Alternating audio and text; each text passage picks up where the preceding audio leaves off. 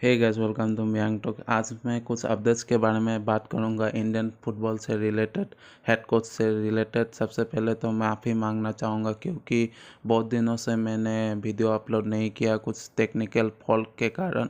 और new update निकल कर आया है कि जेरट नस ने अप्लाई कर दिया है हेड कोच के पद के लिए, पर मेरे हिसाब से उतना प्रूवन कोच नहीं है क्योंकि वो नोटिस में भी रह चुके थे और नोटिस में उतना ज़्यादा अच्छा परफॉर्मेंस नहीं था, और जिसके वजह से उनको सेक किया था मिड सीज़न से, और उनके जगह में विंसेंजो एनएस आए थे और विंसेंजो का लगभग अच्छा ही परफॉर्मेंस था।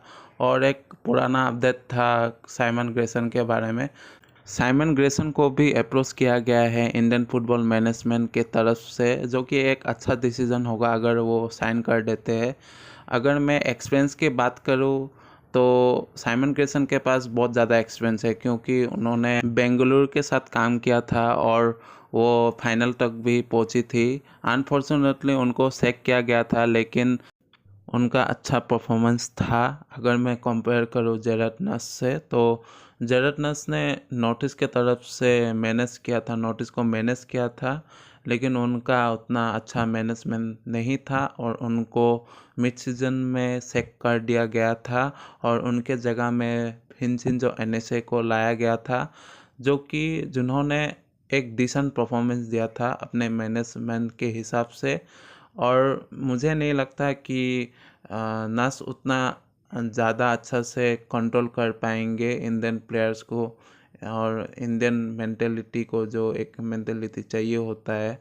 और अगर मैं एक्सपीरियंस की बात करूँ तो मुझे लगता है कि साइमन ग्रेसन के पास ज़्यादा एक्सपीरियंस है क्योंकि वो फाइनल तक भी पहुंचती है। और जेरट नस ने तो सिर्फ 3 या फिर 4 महीने ही बिताया था इंडियन प्लेयर्स के साथ। और लेकिन अगर मैं बात करूँ साइमन ग्रेसन की, तो साइमन ग्रेसन लगभग 5-6 महीने बिता चुके हैं इंडियन प्लेयर्स के साथ, तो उनको पता है कि इंडियन प्लेयर्स को कैसे मैनेज करना है और उनके स्किल को कैसे डेवलप किया जा सकता है, जो कि इंडियन प्लेयर्स के लिए ही अच्छा होगा डेवलपमेंट के हिसाब से।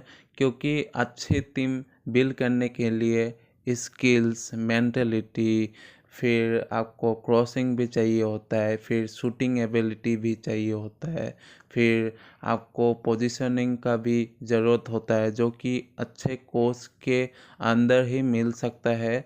तो अगर इंडिया को अच्छा कोच मिलता है तो इंडिया के लिए ही अच्छा है।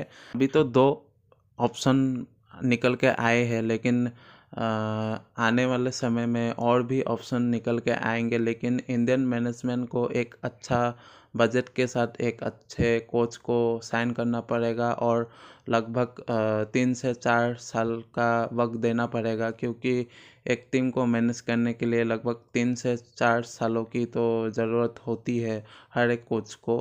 और मुझे लगता है कि इंडिया को यूरोपिया लीग या फिर ए लीग ऐसे लीगों से कोचेस को लाना चाहिए और उनको यूज़ करना चाहिए इंडियन फुटबॉल में, क्योंकि वो बहुत हेल्प करेंगे, क्योंकि उनके पास बहुत सारे एक्सपीरियंस भी रहते हैं और वो जानते हैं कि प्लेयर्स को कैसे डेवलप किया जाता है। और ऐसा चाहिए भी होगा कि इंडियन टीम को, क्योंकि अभी भी प्लेयर्स को बहुत ज़्यादा डेवलप करने की ज़रूरत है और बहुत सारे चीज़ों में काम करने की ज़रूरत है और सीखने की भी ज़रूरत है कि प्रोफेशनल मैच को कैसे खेला जाता है। क्योंकि इंडियन फुटबॉल का जो क्वालिटी है वो तो आपको पता ही है, क्योंकि आईएसएल में एक अलग क्वालिटी होता है और इंटरनेशनल फुटबॉल में अलग क्वालिटी होता है, आपको तो पता ही है। क्योंकि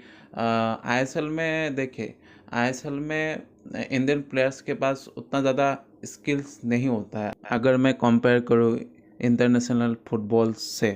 तो इंडिया के पास टैलेंट्स बहुत सारे हैं, लेकिन उनको यूटिलाइज कैसे करना है वो नहीं पता है। तो उसके कारण एक अच्छे कोच की ज़रूरत है, जो प्लेयर्स को डेवलप कर सके, प्लेयर्स के स्किल को डेवलप कर सकते हैं और हमारे इंडियन स्ट्रक्चर को डेवलप कर सकते हैं।